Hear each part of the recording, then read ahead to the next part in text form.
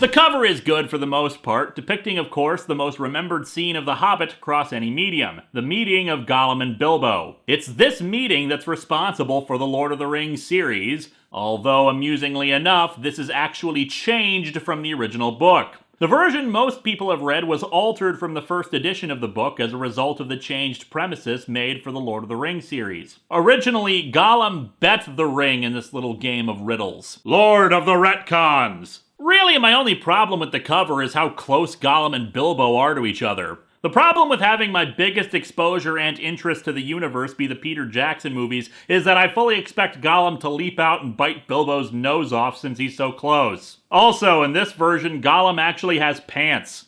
Neat. We open with a bit of a change from the individual issues to the collected edition. Yeah, it was a pain in the ass last week to try to scan this comic since it's a prestige format book, meaning it has a spine. So I got myself scans. But the scans are from the collected edition. In the collected edition, Bilbo just voices his agreement to the game, since it follows directly on from the last issue, whereas the original issue opened with a bit of a narration recap of what happened previously, as well as Gollum reiterating his lines from the first issue. Novels, comics, movies, TV shows, it doesn't matter. Retcons are a proud tradition of our media. Anyway, Bilbo gets going with his first riddle. 30 white horses on a red hill. First they champ, then they stamp, then they stand still. Oh, well, that's easy. It's, chestnuts. You see, this story is totally Christmassy.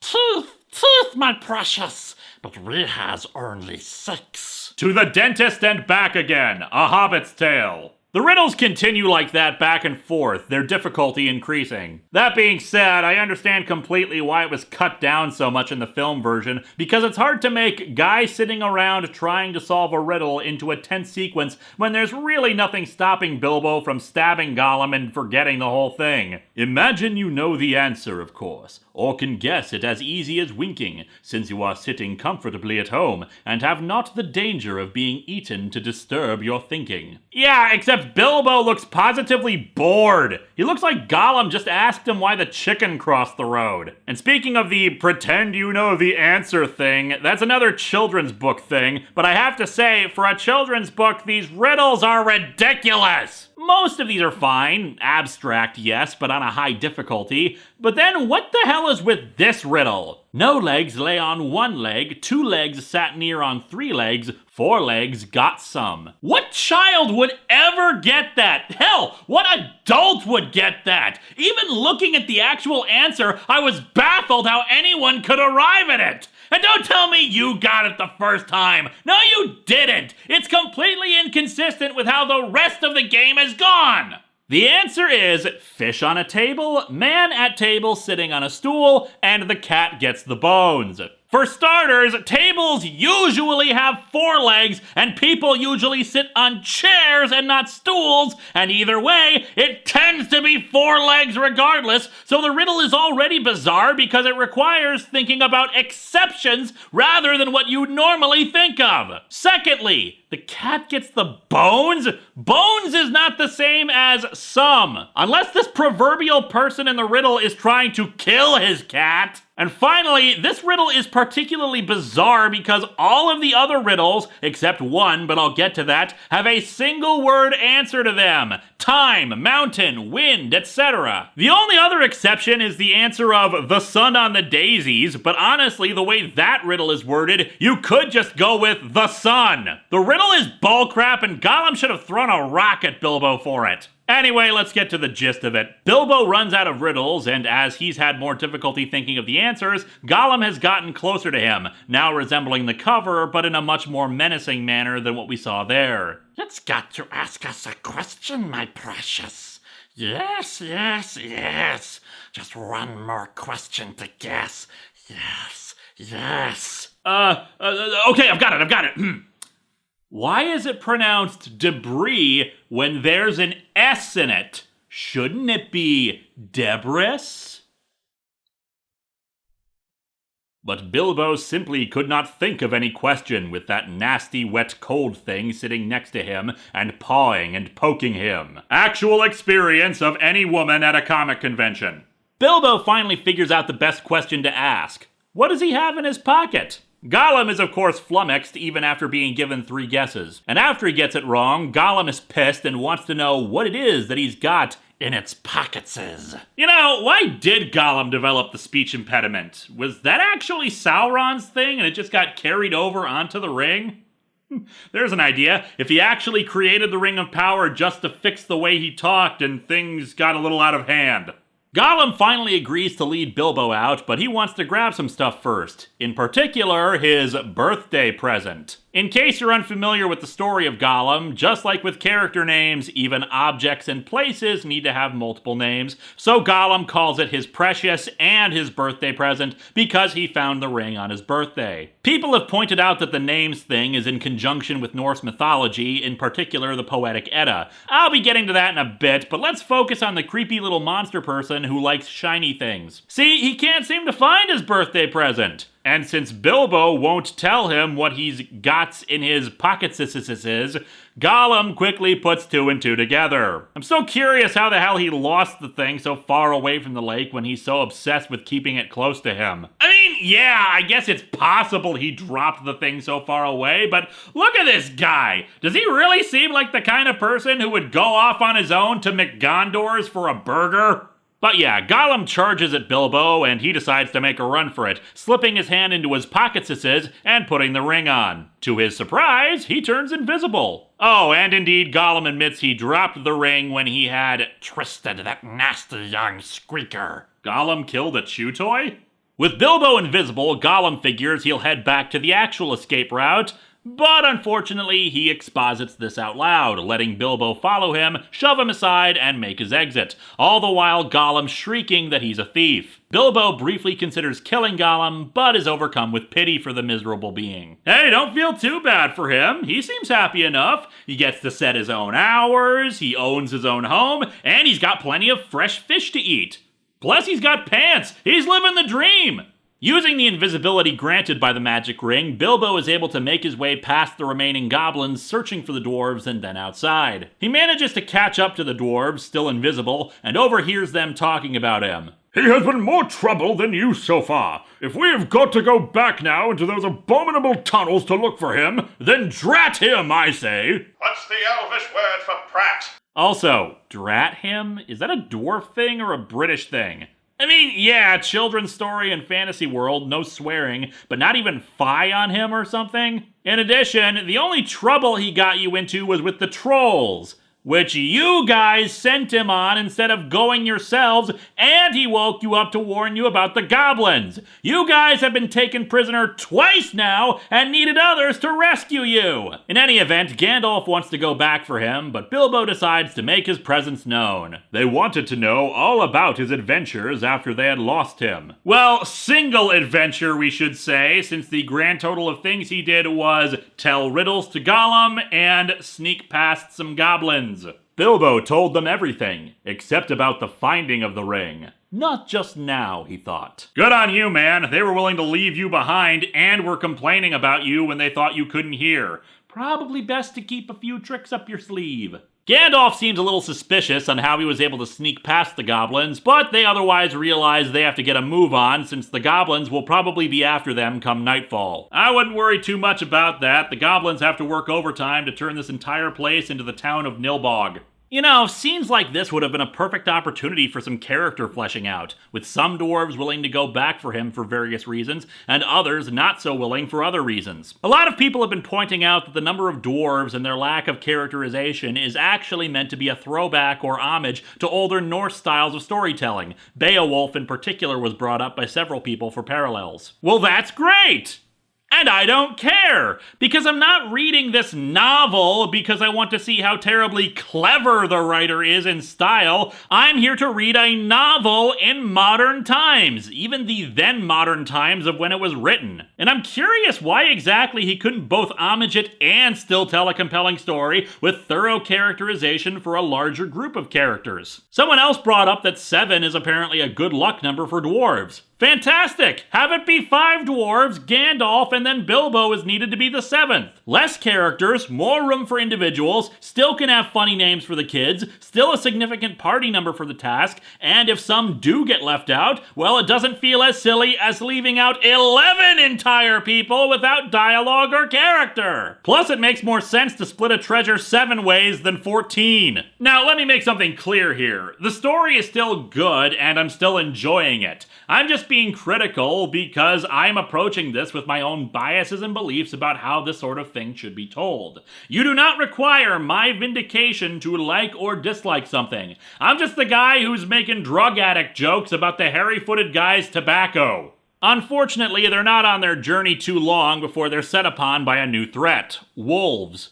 Or rather, a Middle-earth variant called Wargs. The Wargs are actually very intelligent and sometimes allies of the goblins, able to communicate with them and plan raids of nearby villages and the like. The party flees by climbing up some trees, since fighting them wasn't an option with their lack of weaponry and overwhelming opposition. Fortunately, they do have their own weaponry on hand. Grenades! Enjoy the fireworks! Well, to be accurate, Gandalf grabs some pine cones, uses magic to light them up, and starts chucking them down at the wargs, setting a bunch of them on fire. All the commotion attracts goblins, but also a pack of giant eagles. Okay, let's talk about the damn birds and my problem with them. Everyone always loves to bring up the, but why didn't they just have the eagles drop the ring off directly in Mordor thing? That's bullcrap. Not only because the book explains why they wouldn't, but even within the movies that doesn't make any sense. Sauron has people riding around on the backs of friggin' dragons, and don't tell me that's not a dragon, you know what I mean.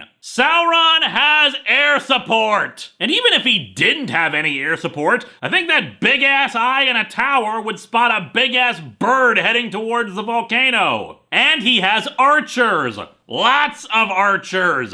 Archers with really decent aim! Plus all the other fairly sophisticated siege weaponry that we start seeing in the movies. Simply put, the birds would be dead before they got anywhere near Mount Doom. Plus, I didn't see any friggin' birds at the Council of Elrond. Either they didn't care, or they weren't invited. Either way, this criticism is bullcrap and I hate it. Now, here's my problem with the eagles in the movies. They don't explain them! Gandalf gets saved by an eagle in the first film, eagles come in to help in the last film, eagles help rescue the party in the first Hobbit film, but the movies never explain a damn thing about them! It's just, oh, by the way, giant eagles exist, just FYI. And here's something where I will give all the credit to The Hobbit Book 4 over the movie version, because both the novel and the comic actually bothers to explain the dumb birds! Gandalf saved their leader's life a long time ago, the birds can talk and they can reason, and while they're willing to help carry them a little of the way, they don't want to risk themselves getting anywhere close to a human settlement that might shoot at them by accident. Although I wouldn't worry too much about that, dude. Worst they'll do is pull out coat hangers on ya. But in the meantime, we are famished with hunger. I am nearly dead of it. That can, perhaps, be mended. Unrelated, Mr. Baggins, but do you happen to taste better with barbecue sauce or horseradish? So after some more flight the next morning, they're off again, saying farewell to the eagles after the flight. Bilbo never saw them again, except high and far off in the Battle of Five Armies. But as that comes in at the end of this tale, we will say no more about it just now. Then why the hell did you bring it up? Gandalf informs the group that sadly he's only going to accompany them to the edge of the Mirkwood forest. I may look in on it again before it is all over, but in the meanwhile, I have some other pressing business to attend to. Look, it's a long story, but there's this necromancer that's squatting on this land I've invested some money into. Could be a thing. Need to go take care of it right now.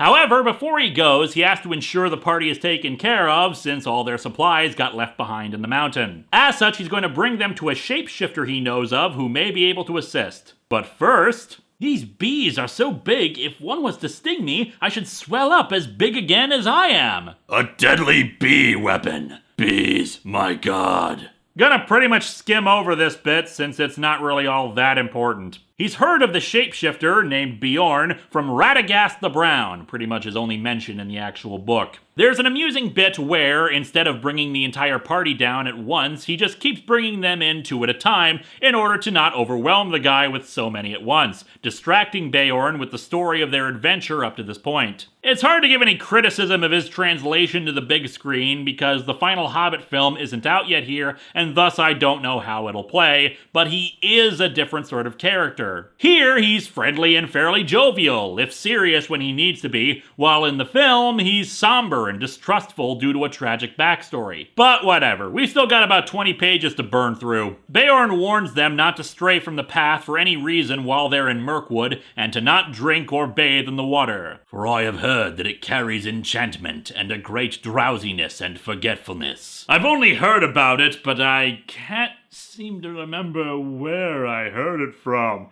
Oh man, I must not have gotten very much sleep last night.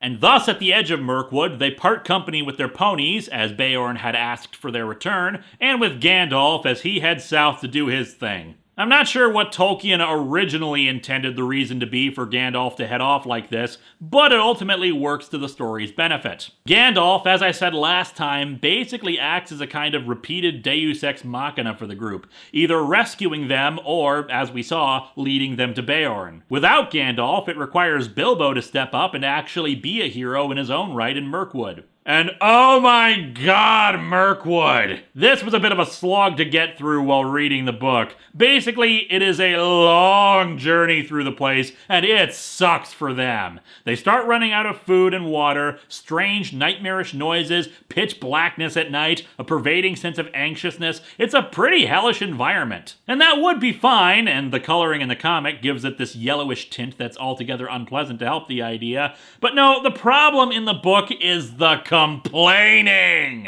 I get what Tolkien is going for and how it's beating the party down so Bilbo saving them can be that much more heroic, but my god, nothing drags your story to a screeching halt more than when your characters stop to complain about every single friggin' thing! I'm hungry, I'm tired, I don't have a cool breeze, it's too dark, it's too cold, I wish I was back home in bed, I wish I didn't even go on this trip, I can't touch the evil black water that'll put me into a coma! Get on with it! It's also not helped by the narration informing us that, if they had just known how damn close they were to being out, this would be fine. As if to just rub it in their faces how screwed they are. At one point, the very overweight Bombor actually falls into a river and goes to sleep for 4 days, requiring them to drag him along on the trip. Fortunately, we're spared most of the whining in the comic version. What does happen is that they keep seeing gatherings of elves off the path, and they finally desperately decide to stray from the path in the hopes of getting food.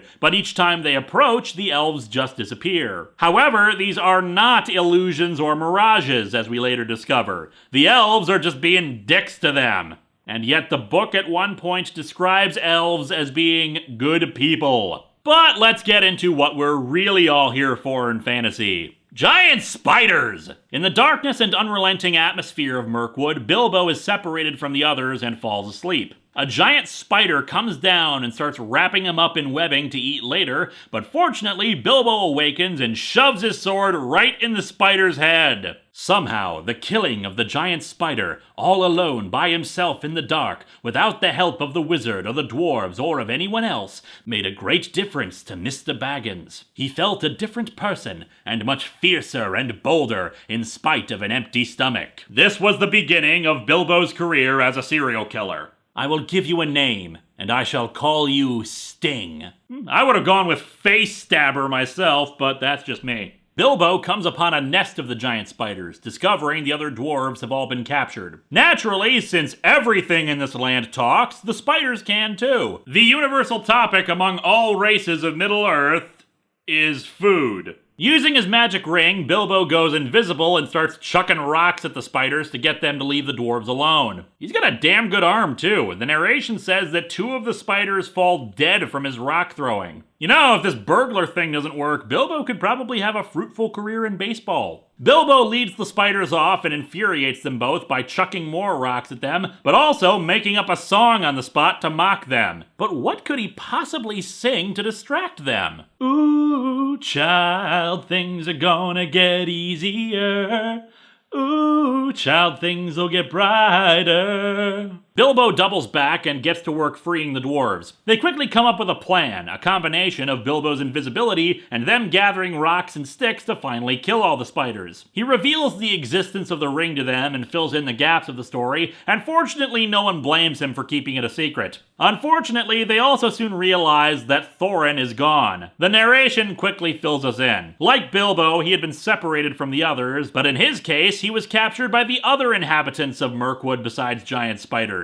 Wood elves. He's brought before their king, who is decidedly less snooty and fabulous looking than his movie counterpart, and unfortunately the movie cut out this awesome bit of dialogue exchange. Why did you and your folk twice try to attack my people at their merrymaking? We did not attack them. We came to beg because we were starving. Where are your friends now, and what are they doing? I don't know, but I expect starving in the forest. What were you doing in the forest? Looking for food and drink, because we were starving! But I don't get it. Why did you stray from the path? Food! Starving to death! Can I please have some food? I don't understand this. He's speaking some strange foreign language. By Durin's Bane! Is that crown squeezing your head too tight or something? When he refuses to explain what they were doing in the Mirkwood to begin with, he's imprisoned and soon the other dwarves are captured as well. Bilbo once again evades this fate with the ring. Man, the dwarves are captured so many times you'd think they were all named Jonathan Archer. They too are brought before Thranduil,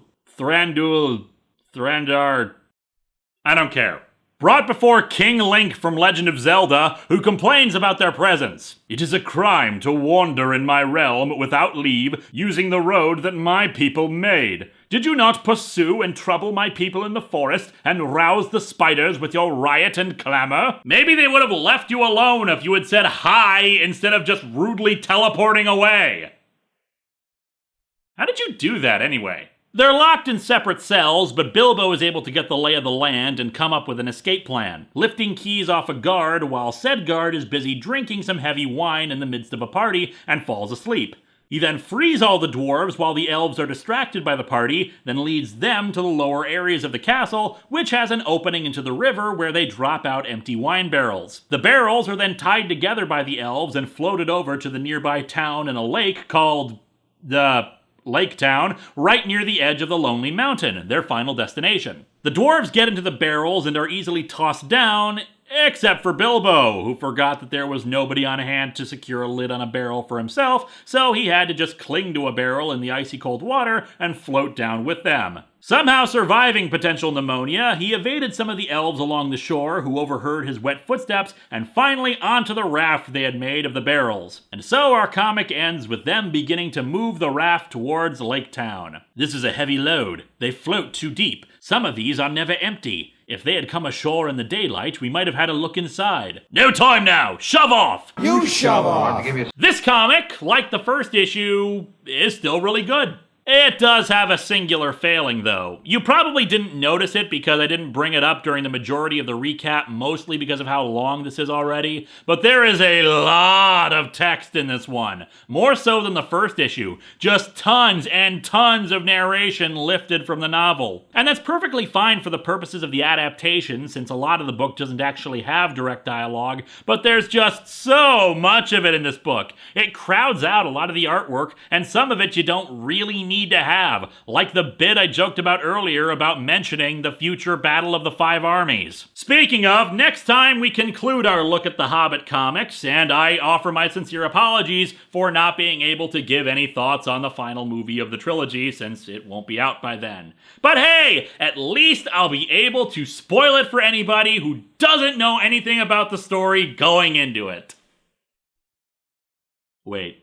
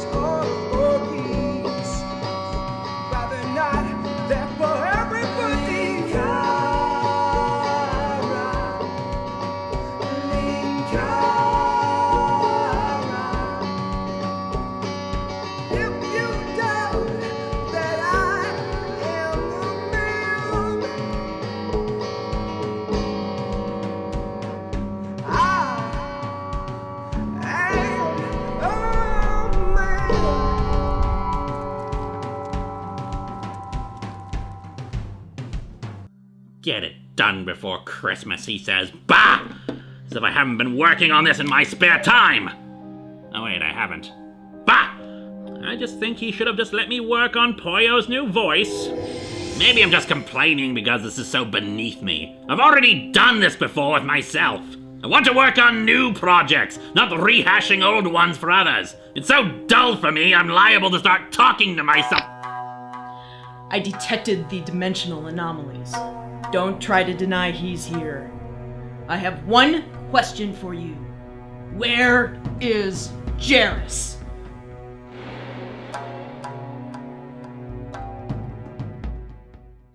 And now, a word from one of our sponsors.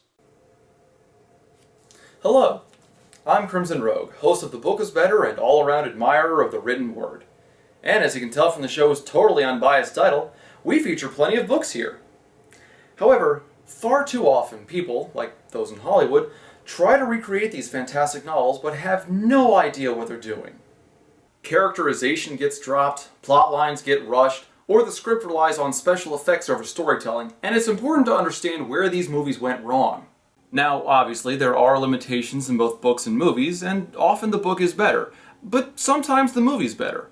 And it's my job to explain why as calmly and professionally as possible.